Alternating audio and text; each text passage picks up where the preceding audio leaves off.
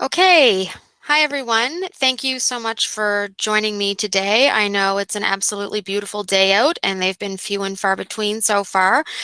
So I really, really appreciate you guys taking the time to join me in my session on supporting newcomer youth with refugee backgrounds.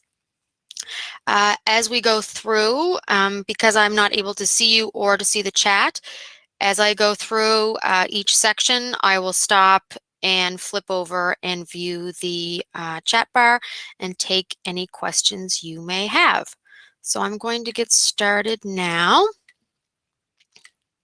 I'll get back to my home screen here.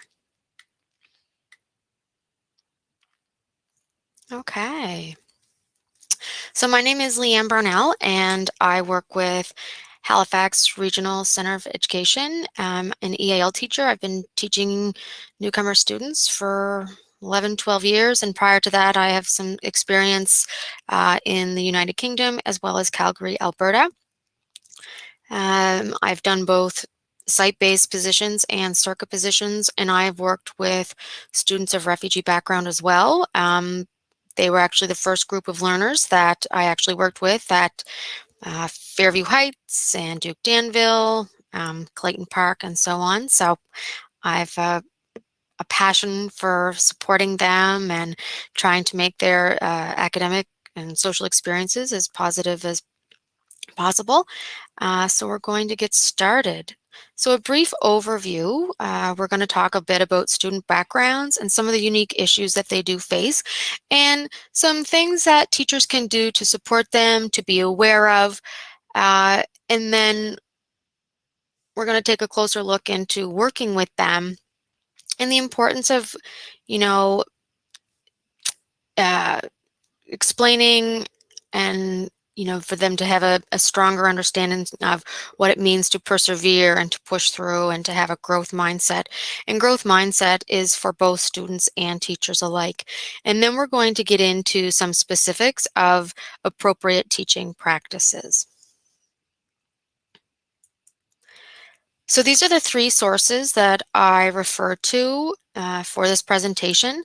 Primarily, I used the Boosting Achievement. This is the most recent book that was recently published in 2018, and it, is a very strongly recommended resource. It's great, valuable information.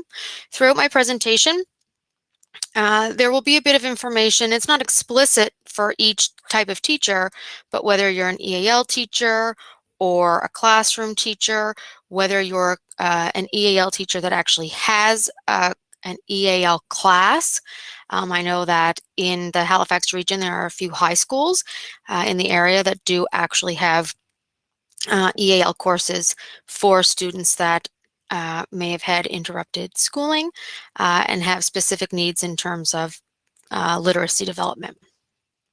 So again, focusing on the middle one, boosting achievement. So we're going to look at student backgrounds. So students of refugee backgrounds come from all over the world due to war, conflict, natural disasters that may have seen them displaced. Right now, we primarily have a lot of students from Syria, but we do continue to welcome refugees from many other countries. We're seeing students be resettled from Somalia, possibly Kenya, Eritrea, Sudan, Afghanistan, Congo, and Uganda. So to say that, the only Syrian or the only refugee students that we have are from Syria is not actually true. And we do continue to receive them. And it wasn't just the resettlement in 2016, which is sort of the most well-known. Their circumstances may have caused interruptions in their formal education, or it may be limited or even non-existent. So one message I would really like to get across is that just because a student may be a refugee doesn't mean that they didn't go to school. Some of them were fortunate enough to leave in time, and they may have gone through a country, speaking of the Syrians, they may have gone through Turkey or through Lebanon, and their education just continued, and it was relatively seamless. So we really have to know our students and know what their previous experiences were, because to make a blanket statement to say that refugee students didn't go to school or it was interrupted is false. And so it's very important to know the background and what they're bringing to the classrooms. So they may or may not have literacy skills in their home language. They most likely have experienced trauma or great loss, and because of this, have some social and emotional needs that might need to be attended to. Depending on the age that these students will arrive, they may be at a greater risk of dropping out or aging out without meeting graduation requirements from our high schools. Um, they have so much to catch up on, possibly literacy, content knowledge, just navigating social situations, new culture, and it can be quite daunting. And if we're not supporting them appropriately, they will have an increased risk of dropping out or aging out. Um, and they may have attended school on a more casual or infrequent basis. That does differ greatly from schools in Canada. So even if they have attended school, it might not be similar to what they are now coming to in Canada. And so the experience might have might need more support as they do transition to their new education setting. So some of the experience that I'm about to discuss may be very new to them. They may be new to working with pens and pencils, color pencils, markers, crayons, paints and clays, and scissors and glue. Manipulatives that we see in math class might be very new to them. We've experienced students that have come and they may or may not have ever even seen a calculator. Working, having when they do come, they do quickly catch on to mobile devices, but that might not be something that they were familiar with prior to resettling. So Chromebooks and iPads are also something very new to them. So we do have to make sure that they understand about, basic skills like logging in and knowing a password from a username and navigating keyboards. So there's a lot to look into when they do come. School practices might be new, sitting at desks for long, extended periods of time.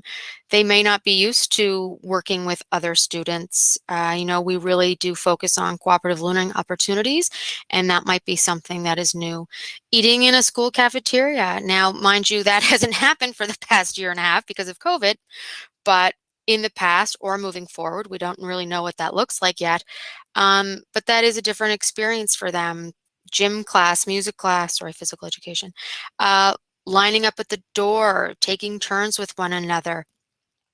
Might be very specific to sort of Western school cultures. They have been known to become overwhelmed by classroom noises that take place in school. Fire drills have been known to cause reactions. Lockdown drills might be very triggering for them. Even just the general moving around in the hallways, if they're in older grades and the bell rings and you have to switch classes, there's a lot of noise, a lot of movement, a lot of chaos in certain schools, and that may also become overwhelming. And again, just the activity that happens in sort of common spaces.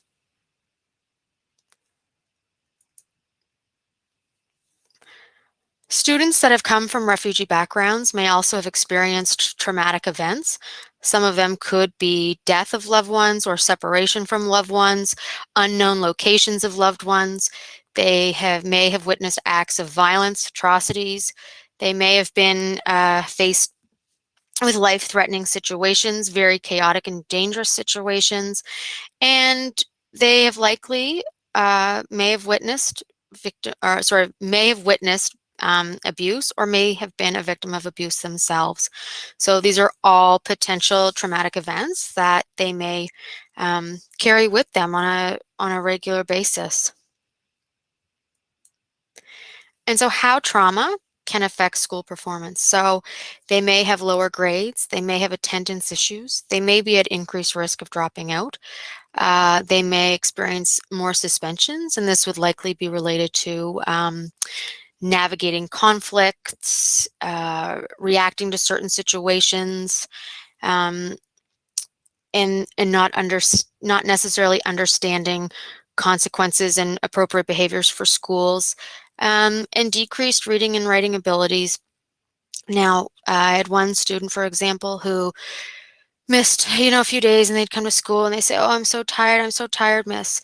And, he shared with me that he had been having essentially nightmares about the bad man with the big ears.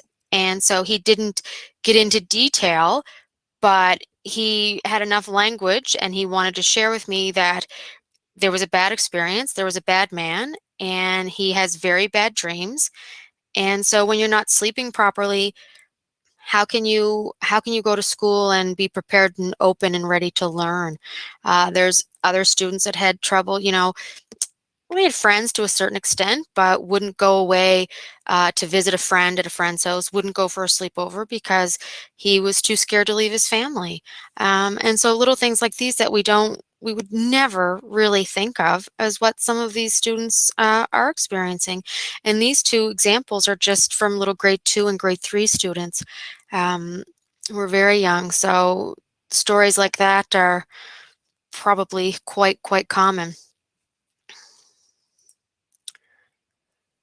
So the physical and emotional health of a child that may have experienced trauma, it may present itself as headaches or stomach aches, poor control of emotions, inconsistent academic performance. So depending on what's going on at home or if there has been a recent triggered event, it may present itself with inconsistent academic performance.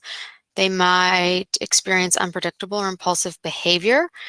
They may become depressed and overreacting or underreacting to bells, physical contact, doors slamming, sirens, certain lighting, and sudden movements, loud sounds. These can all affect the emotional and physical health of these children who do come from refugee backgrounds.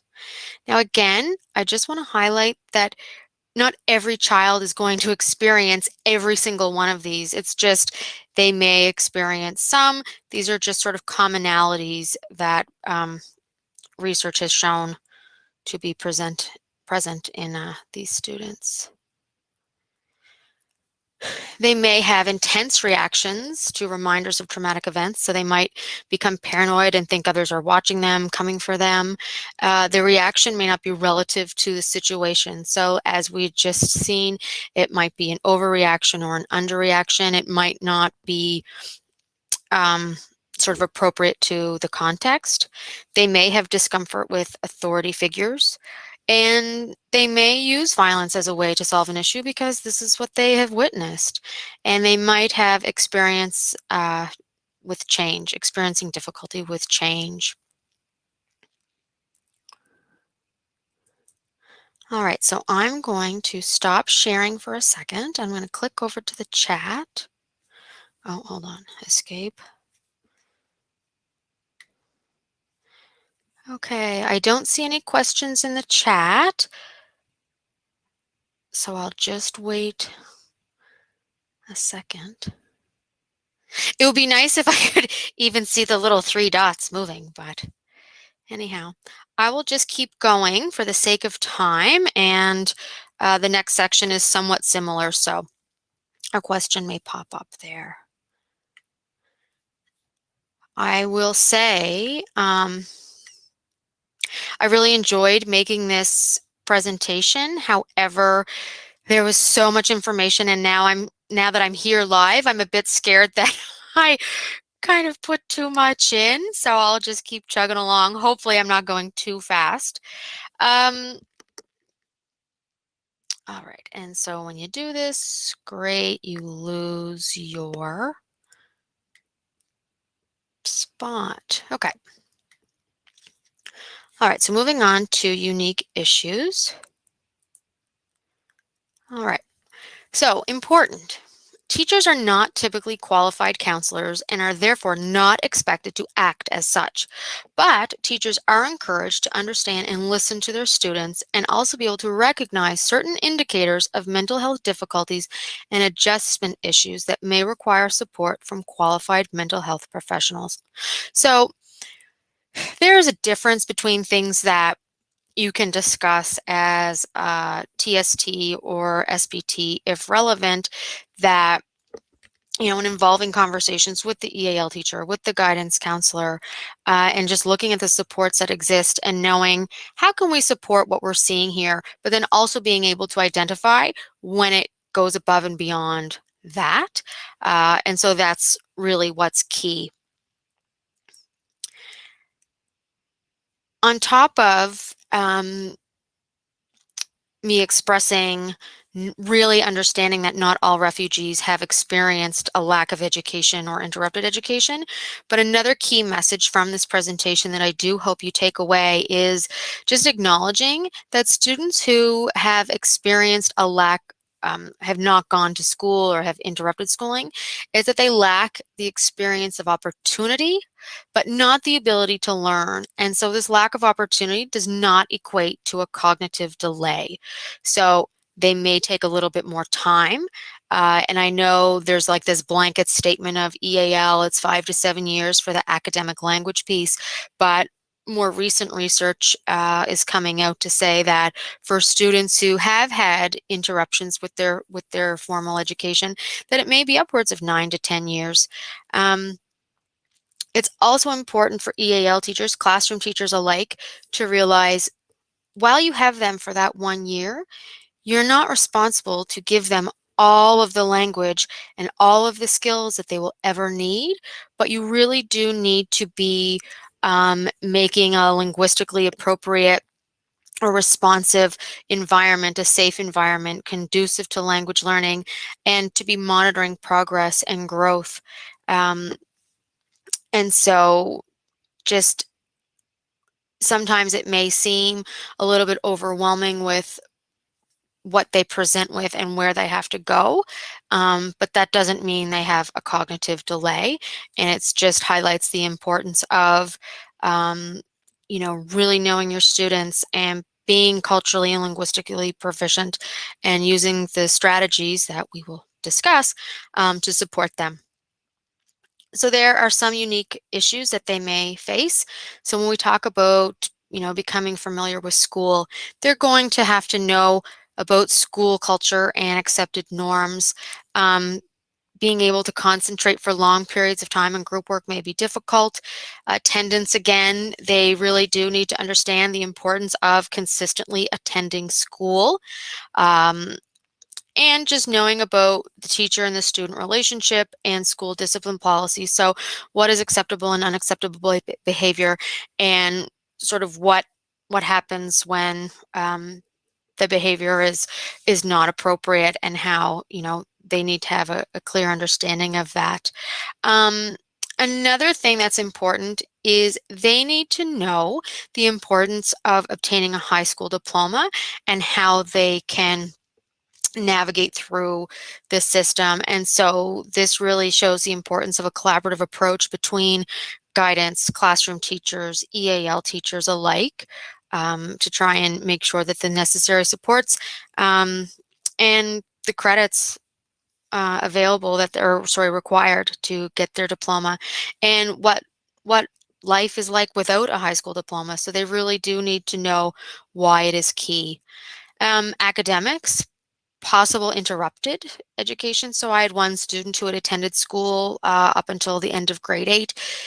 He'd only missed a year and a half of school, but nevertheless, it was interrupted. But he did have a fair amount of skills and content knowledge in place that could support him further. And some of them have little to no previous education, and therefore they may require basic skills in reading and writing. And there could be gaps in content knowledge just because of inconsistent schooling. Not only do they require skills in reading and writing in English, but they may have limited literacy skills in their home language. So therefore, they don't have any sort of scaffolds in place to support them with learning an additional language. And again, they will require information on expectations and requirements to go through school. So assessments and report cards and classes that they have to take. Some social issues might be proper and adequate clothing and school supplies. So I know for all newcomer parents alike, some of the school supplies that they're required to get can be a bit daunting. Adequate clothing or appropriate clothing for certain weather. So knowing when they need, you know, when it's time to break out the winter clothes, and that, you can take your snow pants off during the day and that you're to wear clothing under them. They're going to need support with cultural adjustments. And this is where in Nova Scotia, we've got School Plus, which has been a huge support to all families and students alike, but especially they've played a key role in some of the schools that do have a lot of newcomers. YMCA School Settlement, I can't say enough about them and the Y outreach program that they offer, working very closely with a lot of newcomers, but especially providing great supports to students of refugee background. They might need support making new friends. Sometimes newcomers of refugee background may be living in poverty or close to poverty situations. And so what are some of the implications that they may face because of that? And also some of the anti-immigrant and racist attitudes. So there are still issues with this. And so these are some of the issues that they do face. Moving on to mental and physical health issues that they may face. Support may be needed for grief counseling, and there are cultural issues that may make this difficult because sometimes certain cultures may feel that, it's not appropriate to be sharing, personal and private matters with anyone else but their family, and so they may be very resistant. They may not be supportive of their child, sharing that with a guidance counselor or grief counselor. So that's one unique issue that they may be facing. They may be a victim of violence. Could be a change in family roles. Sometimes when the students or the children get a bit of English language, they now become sometimes the spokesperson for the family, and they've grown up very quickly. They've got hearing and dental and vision screenings. So upon arrival, there may still be some attendance issues. And we can't really call them attendance issues, sorry. But they may still continue to miss school because they are getting, medical visit follow-ups, just getting all sort of, just making sure that they're screened for any issues, and just sort of their health is being taken care of. Post-traumatic stress counseling and conflict resolution strategies. So again, because the behaviors or the reactions may not really be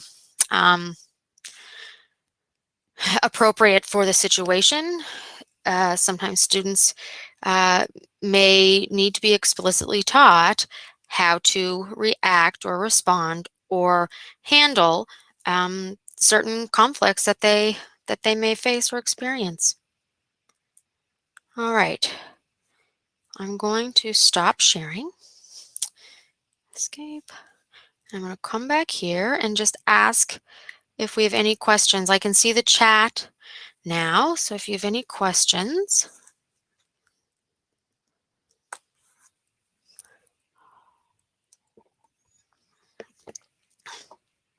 Okay.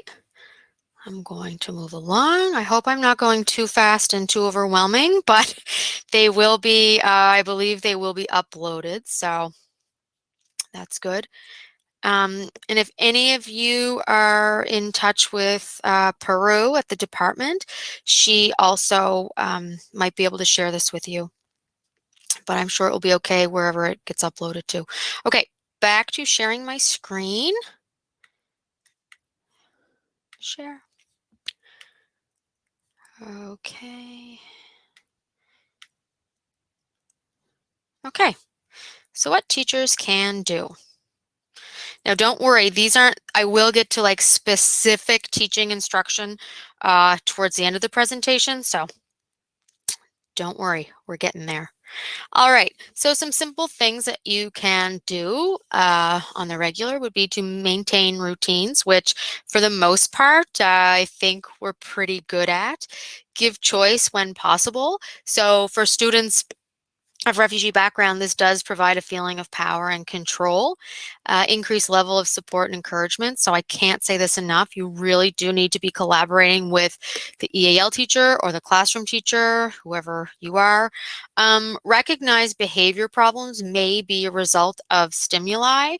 So be sensitive to the cues that may be triggering certain behaviors and reactions, and just make a note.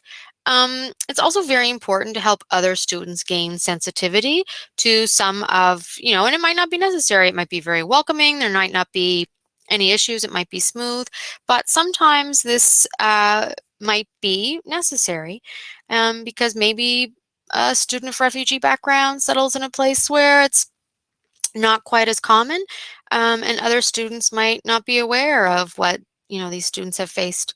And it's also important to do this in a way that might not be, what's the word, like uncomfortable for the refugee student. Help make academic work accessible, so feelings of accomplishment, so making sure that the work you're giving them isn't so far beyond what they can do that they feel unsuccessful, and then that in turn affects their confidence and so on. Oh, that was a short section. Okay. All right, so by now we've heard culturally responsive. This is not a new term. So we have to be committed to creating safe and interactive environment for language learning and academic achievement. One of the number one things you can do is really get your students talking.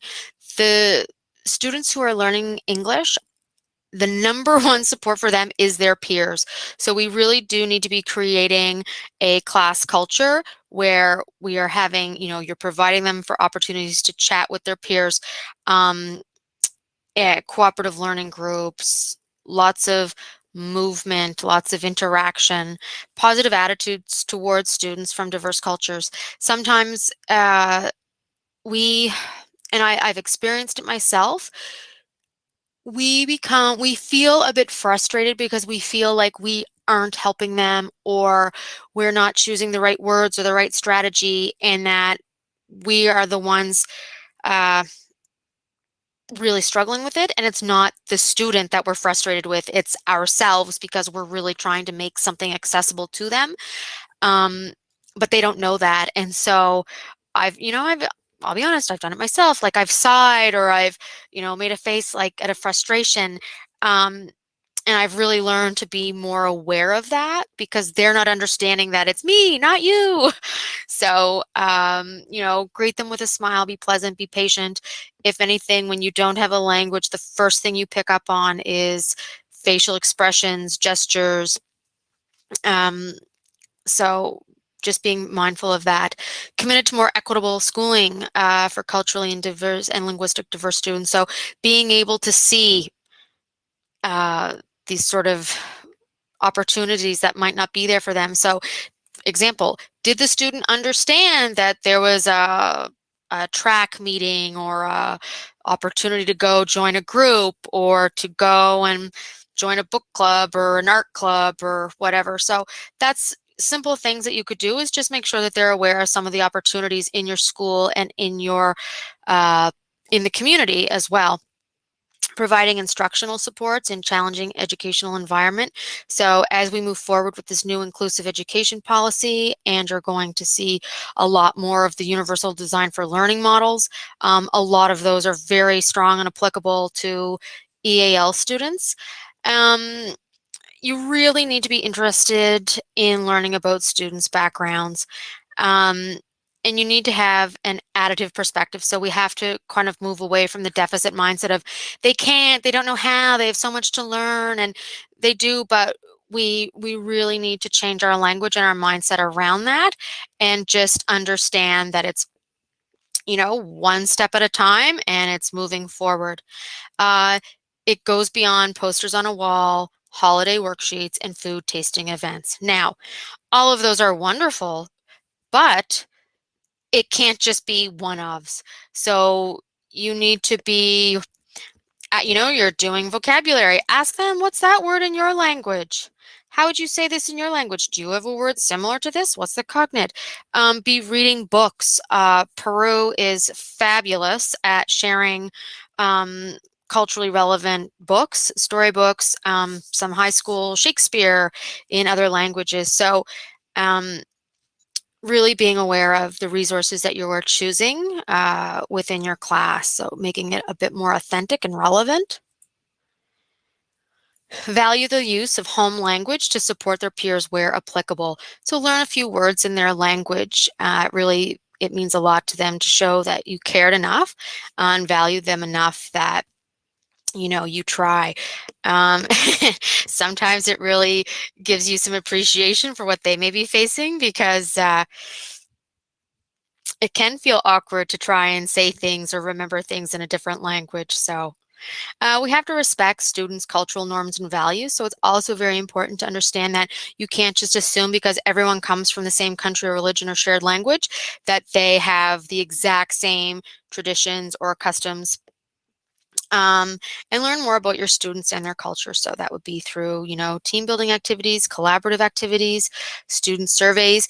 And you know what? I can't stress the importance enough of just taking the time to have a one-on-one conversation with your student and finding out more about them. Um, I know of one, just the importance of knowing your students. There was one teacher, and their heart was in the right place, and they took the time and they had translated a bunch of uh, words on a worksheet or something, but that student couldn't read their home language. And so it I mean, the person, again, like I say, tried to do the right thing, um, but didn't know enough to know that the student couldn't read in their first language. And so we didn't ever find out, but what impact did that have on that student when you're given something in your own language and you can't read it? So that's just one example of highlighting the importance of really truly knowing your students and not just making a blanket assumption that, oh, they're a refugee student, so they can't read. That's not true. Um, and so just maintaining high expectations. So perseverance and growth mindset. I'm going to go through this section, and then I will check the chat bar, sorry. All right, so do not hold them back for trying new things. We have to motivate and learn what they are passionate about. So again, we need to know about them, and we need to know, they need to know explicitly what it means to have a growth mindset, to be motivated, to learn from your mistakes, and just to keep trying, because the more you try, the better you will become. You'll have more opportunity, more experience, and just, even though you make mistakes, don't become discouraged, because that, you learn from them. And for older students, you can take advantage of their maturity as a learner. So they have less time to spend in school, and they really want to make their time there count. And they like to know, what am I learning now, and how can it help me now? Um, the other thing that we've seen, and I don't know if you guys have had the opportunity to see the NSTU presentation on What I Wish My Teachers Knew. It was done by some newcomer students, and they talk about, why did I sit in this low-level math course? Why didn't anyone pay attention to my work and place me in the appropriate class? Why was I placed in there was one that was in a specific course, and they were far beyond that. So we really do need to be paying closer attention to uh, what they're capable of, and how much progress they've made over a certain amount of time. And we can do this by checking in and having conversations with them. That's really all it took, because they were they were sharing this great information with people that they didn't even have a strong connection or relationship with. So it was very valuable information that they shared, but just imagine what they may have shared with someone within the school that they are feeling a relationship or rapport connection with. So it's so critical that we do take time out to just check in with them. How are they feeling? What do they need help with? What are they feeling successful with? So how can we continue to develop a growth mindset and explain the importance of persevering? So have high expectations. So don't underestimate a student's desire to learn. And with scaffolds and support and collaborative approach, students are able to meet and sometimes exceed expectations. Explicitly explain this power. So a lot of our students come with, this already in place. And I don't want to overuse the term grit, but that's exactly what they come with. They have the ability to overcome obstacles and persevere and just keep going and move forward. Um, and so, research is saying that the ability to do this, to persevere, is a very strong indicator of future success. And so they need to understand that with these mindsets and with these characteristics, um, they can really put forth an effort and continue to make growth. Um, we do need to understand, though, that it's not this alone and that we still have to provide support. So whether it be through technology, home language support where applicable. So even if that's oral language, um, home oral language between peers, if there's more than one in your class, uh, making sure that there is an EAL teacher that you are collaborating with, using technology supports um, on a regular basis. So I don't talk about any of those, but there's many of them available now. And I believe you can find those through the Moodle site that Peru has developed. And also I think the EECD has an EAL playlist of videos on a YouTube page that also highlights some of the great accessibility features that are out there. Share examples of success. So if you're a classroom teacher, you may want to do this not just explicitly to newcomers or to refugees, but you may want to do this about all different types of learners and the challenges that certain people have overcome and goals that they have reached and some of their successes. So it's not just singling out one group per se, but just highlighting positive experiences of people who have overcome certain barriers and knowing what is possible with, positive attitudes, persevering, never giving up, learning from mistakes. So key. All right, I am going to stop sharing. I'm going to come through and take any questions. Okay. Okay. Could you suggest some ways that we can help students increase do further other than new arrivals? I feel like I understand their concerns, but I like. Yeah. So a lot of this can be done honestly through materials that you're reading. So I'm not sure of your grade, but whether it be through examples or stories that you read, lessons, videos that you watch, whether it be through Caring Schools community, and you can, and kind of a piece of that would be through what I had just mentioned about thinking about some of the challenges that people face and how they have to overcome them. So maybe not just singling out just refugee students, but also looking at other students and just so that people are aware of what they can do and maybe what they have experienced and how we can sort of develop compassion for people who have had different experiences than maybe other people within the class.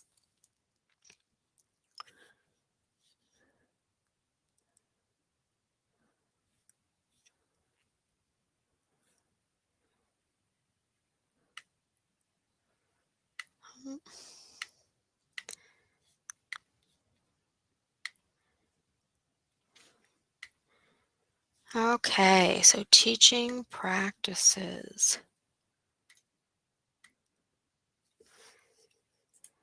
All right, so 5 things for content teachers.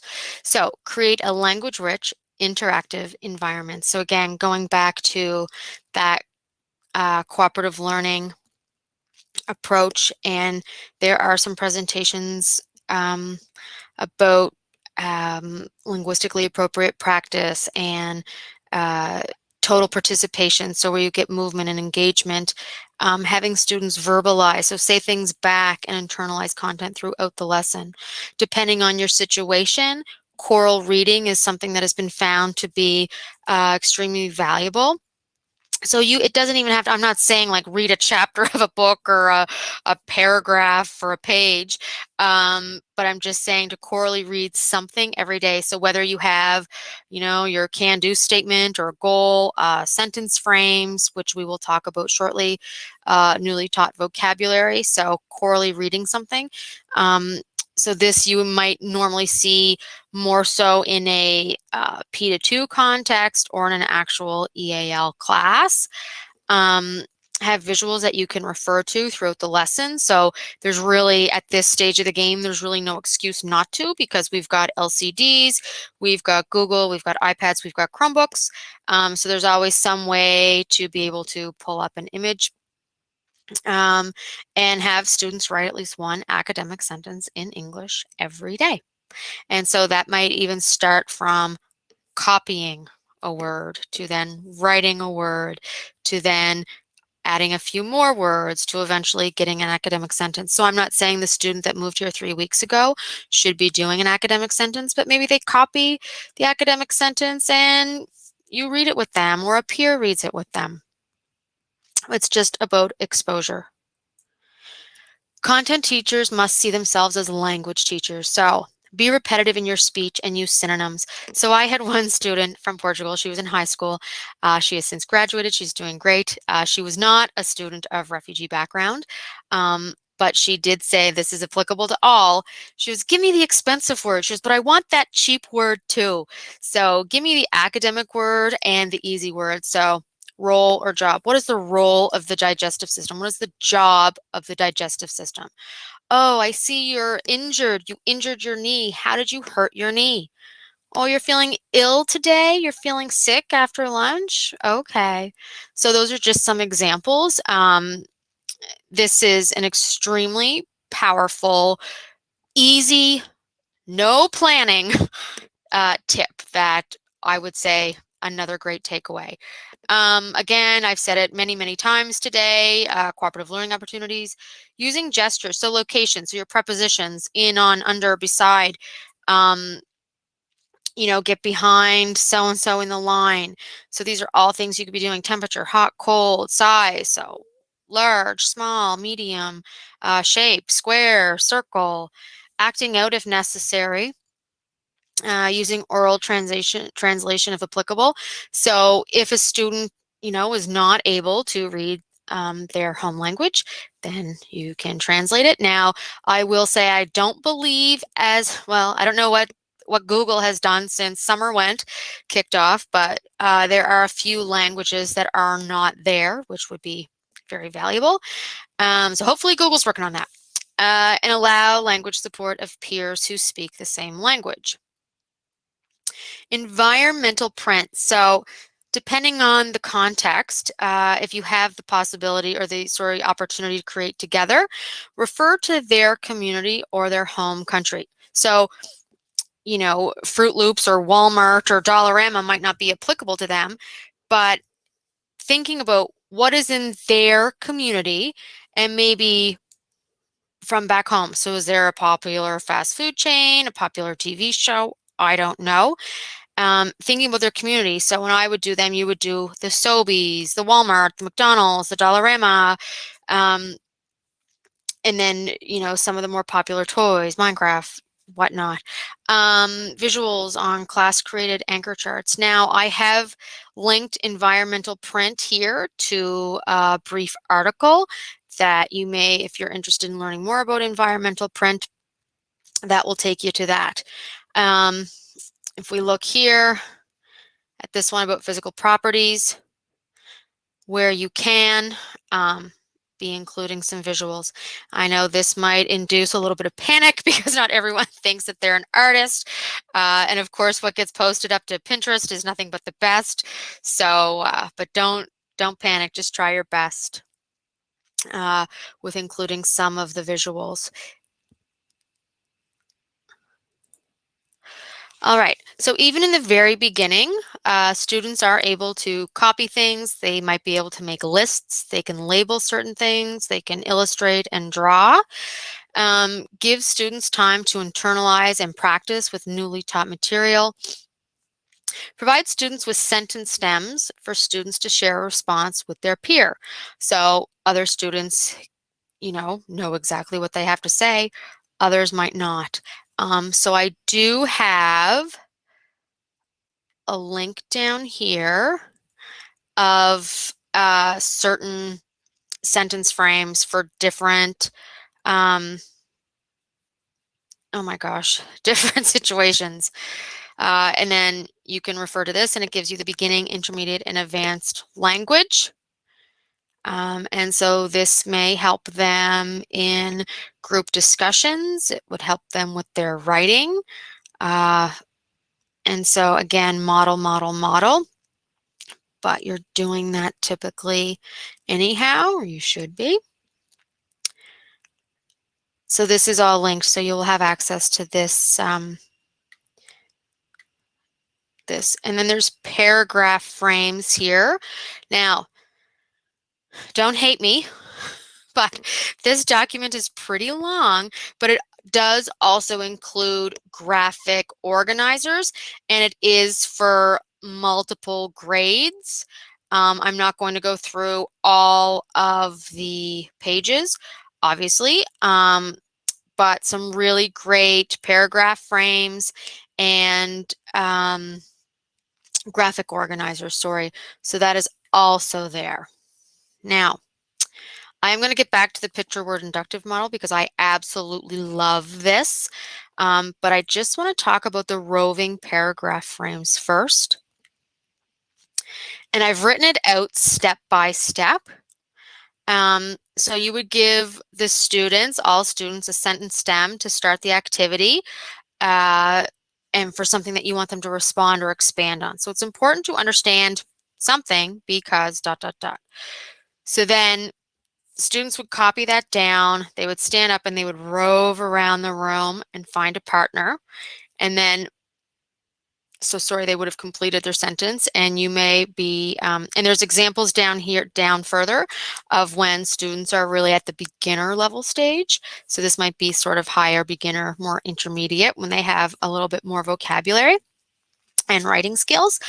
And then they share it with their partner, and then they have the opportunity to steal their sentence, their partner's sentence. And so then they would say, in addition, and then they would plug in what their partner said. And so now at this point, they've got 2 sentences complete.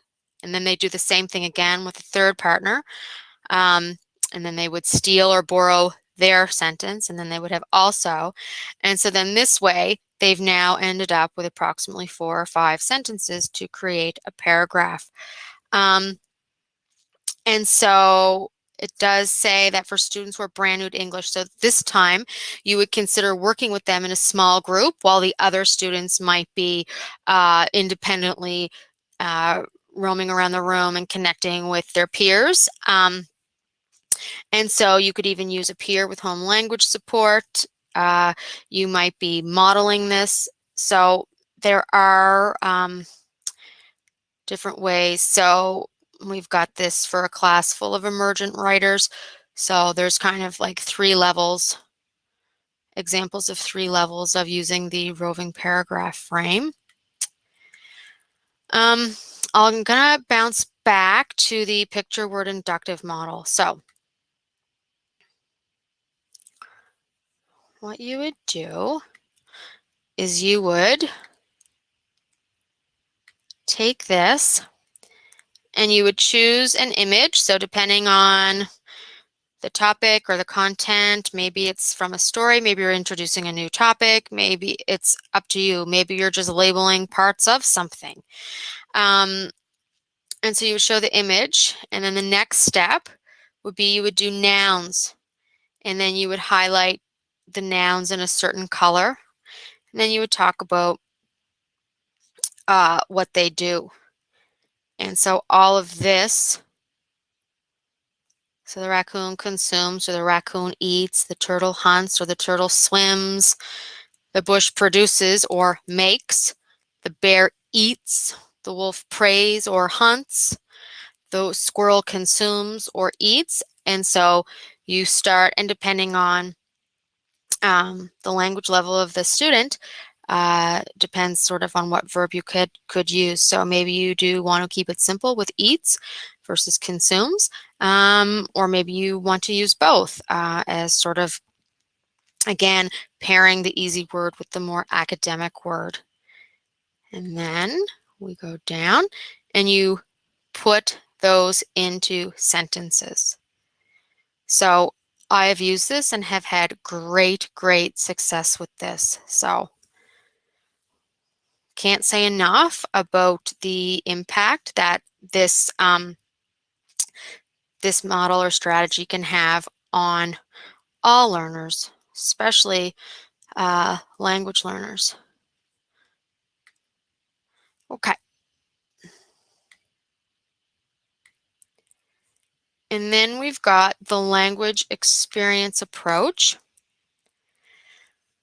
Now, I'm not going to get into this. I'll touch on it, but it is, oh, I guess it's just 1 page long. It says 2.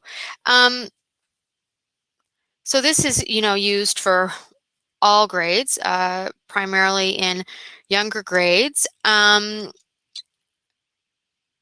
it's just really making a connection between literacy and developing oral language, and so that students are able to see a clear connection to what they are hearing and what they can see. So you would take, for example, you're using their own vocabulary, language patterns, and shared experiences to create a text together.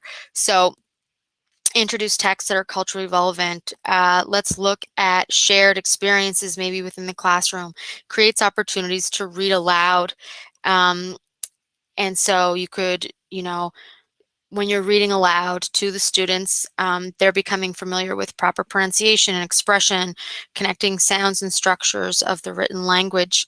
And then this way, they're also exposed to seeing the connection between oral and written language. So, for example, you would start by discussing a shared experience. So maybe there's a class project or a book or a video that you've read or a field trip or a guest speaker. And you would get people to share their experiences or some words. And then as the students are sharing, the teacher is like reframing into sort of more proper statements. So you're recording what the students are saying onto, chart paper or your LCD for them to see. And then the students are able to connect what is being said to watching the teacher writing the language. And then the teacher will read it out loud, modeling, and then maybe the group can read as a choral, can read it chorally.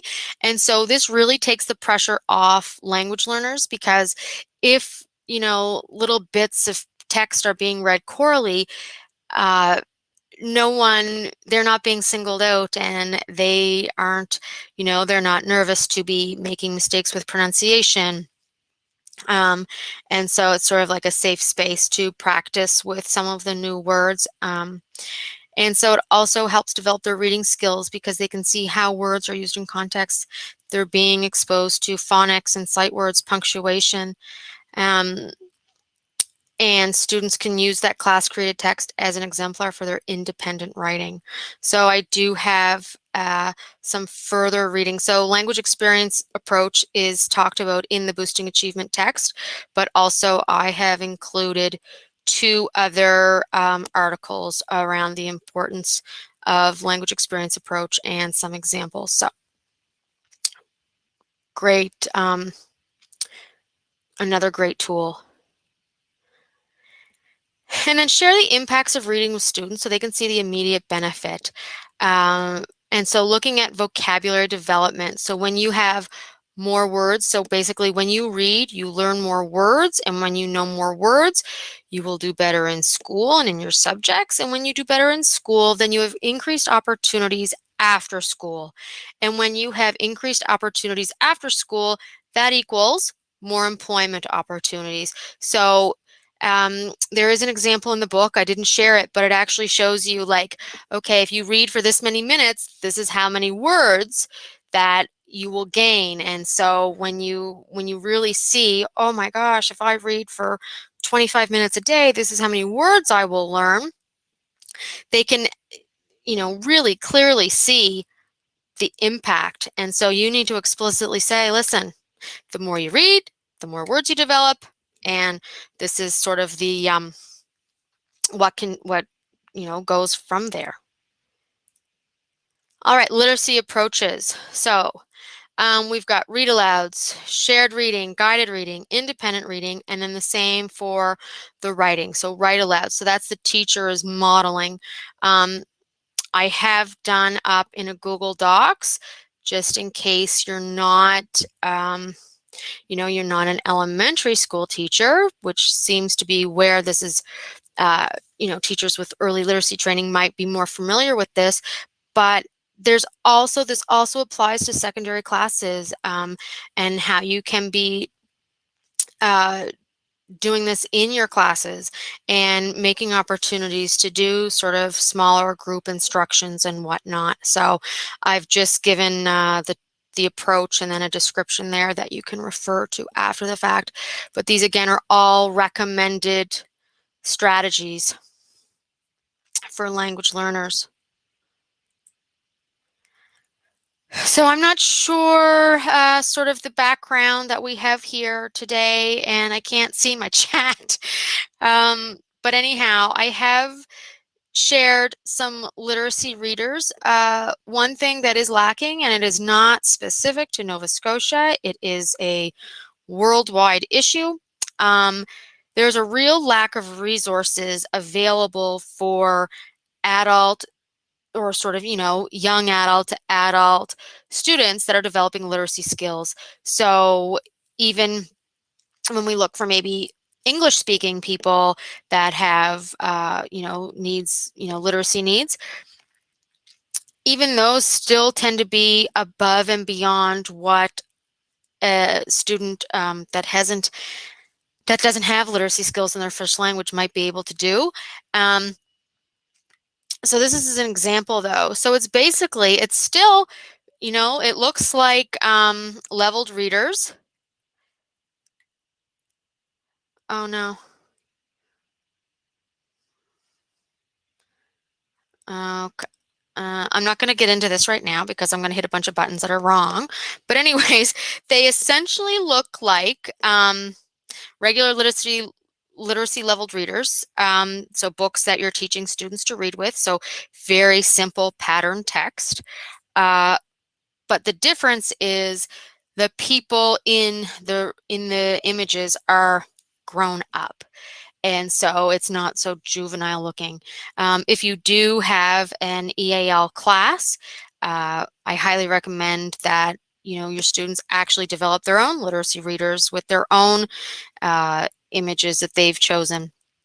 And then again, the same thing for this section here. It's PDF form, and this from the Ontario group here, they actually do come with lesson plans and guided reading opportunities. So even if you have students that maybe you're not an EAL teacher, but you are a secondary teacher or upper elementary teacher, this might also be a resource that you could provide to your students that might not have such a juvenile look. I also want to note, I have included, there's a company in the States that they're really big into supporting students with refugee background or that have limited or interrupted formal education. In the States, they do refer to this group of learners as SLIFE, students with limited or interrupted formal education. But I want to make it very clear that that is not a common term used in Nova Scotia or even Canada. We currently don't really have a term. It's maybe EAL literacy, but that's not documented anywhere. But they have a virtual conference that they posted online, and they have a few great webinars that you may want to attend to. So not all of them will be applicable, like the U.S. Refugee School Impact. Um, if I had time, I would have loved to have gotten into some of the mutually adaptive learning paradigm, which also has some great strategies, but rapid literacy for second, I mean, it's just great information in this link. So other than that, 3:30 right on the nose.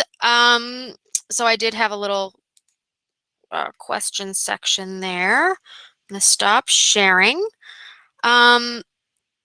That's it for me. I welcome any questions. I know you're probably looking at the time and saying it's 3:30 and the sun is shining and I need to get out there. I don't blame you. I welcome questions. I will put my email in the chat bar. And so if something comes to you, please feel free to, where did that go? Okay, thanks. Oh, I didn't scroll down and now I'm seeing this. Another resource that I find valuable. Oh, yes. And that is in the Simple English Wikipedia. I do cover that in one of my, as one of the examples in my technology presentation is about the use of this because it's a great resource. So thank you, Ashley, for sharing that. Yeah, that's a fantastic one. Guys, I can't thank you enough for joining me. Thanks, Ashley. I wish this platform was a bit more interactive, but it is what it is, and really appreciate you guys taking the time out. So enjoy the rest of the SLA and enjoy the rest of your summer, and you've got my email address if you need it. Thanks, everyone.